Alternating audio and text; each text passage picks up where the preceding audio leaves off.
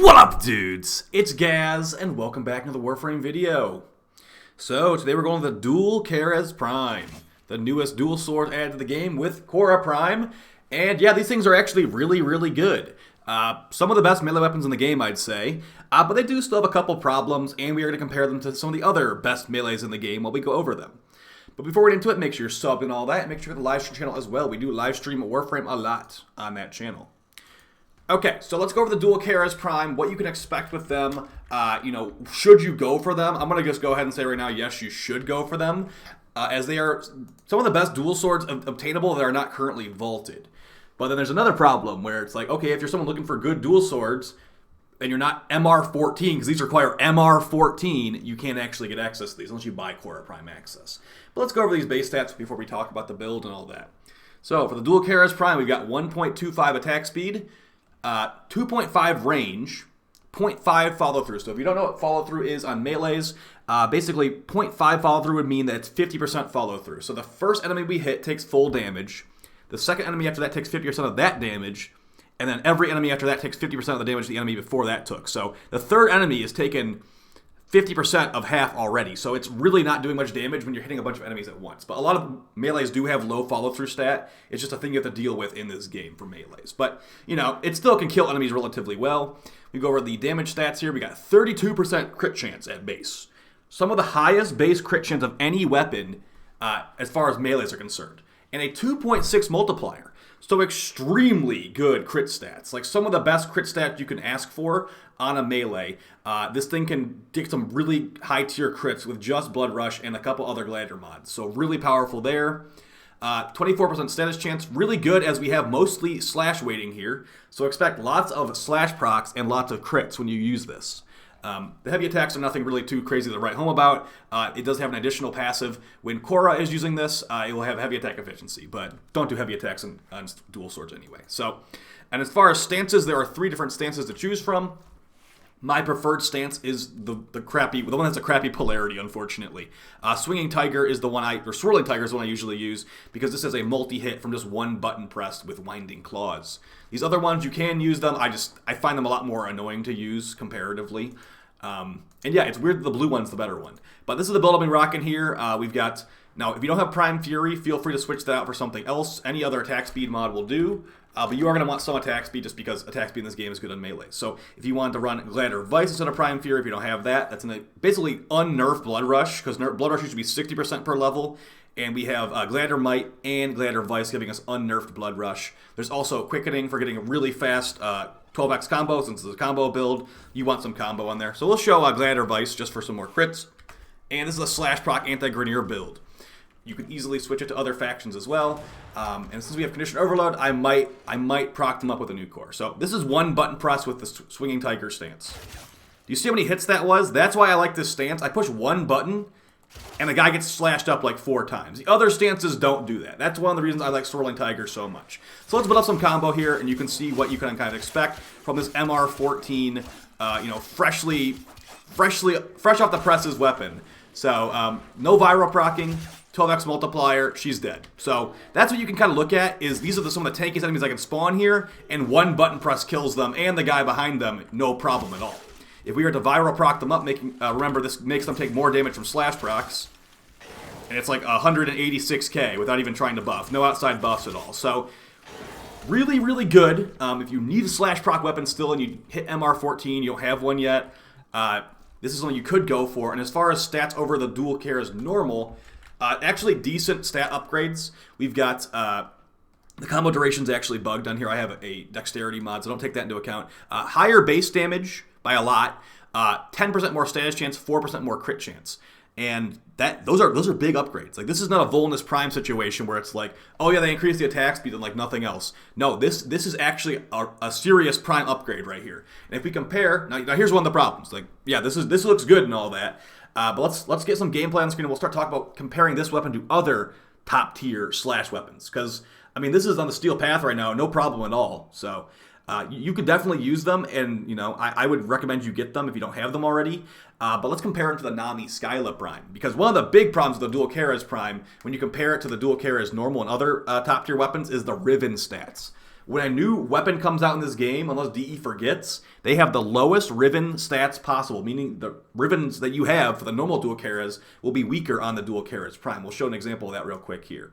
So I'm going to go to the dual Keres Prime. I'm going to equip my RIven mod. We'll just put it like right here, whatever. So 1.3 meters of range, 106% melee damage on the dual Keres Prime. So I switch to the dual Keres normal, which I've renamed to the Blades of Chaos, and it's going to be a lot more range. Remember, 1.3 and like 106, I think it was. So we're now it's literally double the stats. 234% melee damage, 2.8 meters range. And we're basically sacrificing 10% status chance and 4% crit and some base damage for that extra range. So that is something that is going to be taken into account when you start comparing it to other things, like specifically the Nami Skyla Prime. Those things have decent Rivens, have honestly pretty much the exact same stats, like a little bit better in some spots actually. But the main thing is they're vaulted. So if you don't have the Nami Skyla Prime yet, and you want some slash dual swords, you're going to have to buy the Nami Skyla Prime with Plat, or you're going to have to settle for the dual Keres Prime. Or I guess the dual Kamas Prime also technically exist, but those are just already worse.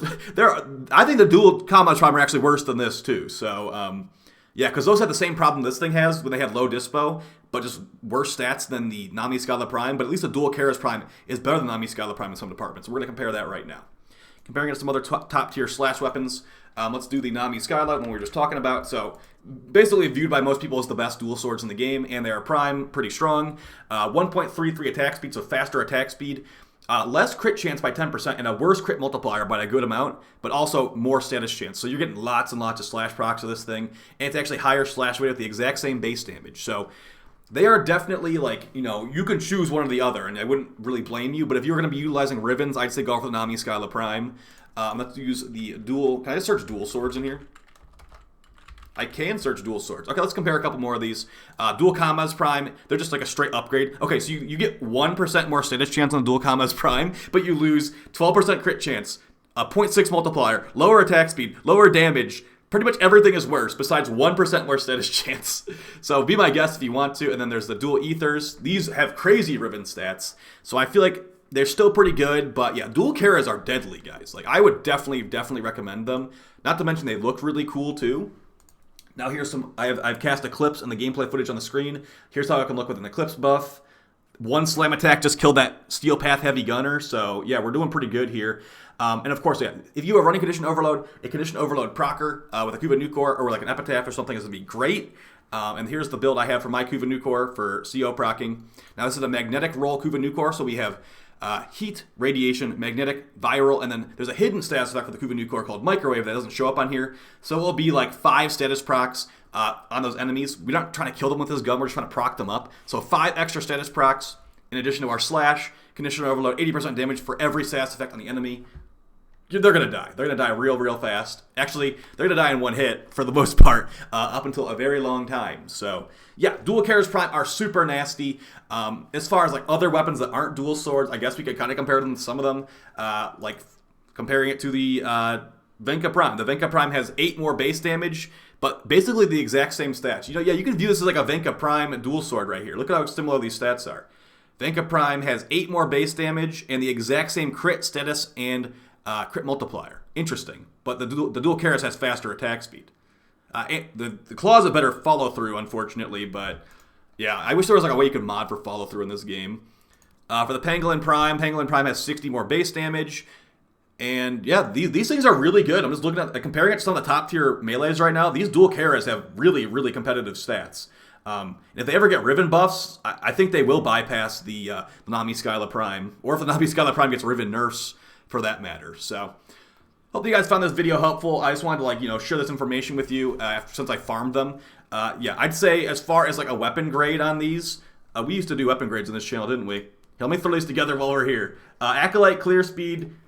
No, we won't do weapon grades. It's the melee. Okay, so max status potential is good. It's got good status chance. Got IPS. Very high slash. You care about the slash. I'm going to give the status potential like a B or an A. Since those would be red crit slash procs, I kind of value that a little bit higher. Mob clear is actually relatively low comparatively to AoE weapons. So I'd give this thing on mob clear like whatever good melees usually get nowadays. So like C or C minus, because we put Kuva Zar and Kuva Brahma on that placement chart for mob clearing. So I feel like that kind of like hurts it a little bit, as you can see in the gameplay, but I'm kind of struggling with life support right now. And when I throw on Hoba can kill everyone really, really fast. So Hoba doesn't have a problem sustaining life support, but spamming melee kind of does. And as far as Acolyte kill speed, it's a slash weapon, so it's not really good against Acolytes, but you could mod it for Corrosive and insta-kill Acolytes if you really wanted to. But that would be worse against Trash Ads. So yeah. Overall grade for A, I'd say it's an above average, excellent weapon. You should have it if you're trying to farm something. It's worth farming. It's definitely worth farming. I think it's more worth than farming the Hystrix Prime. And arguably, Korra Prime is worse than Korra. We might have a video on that coming in the next couple of days. But yeah, hope you guys found the video helpful. I'll see you next time, and take it easy. Peace.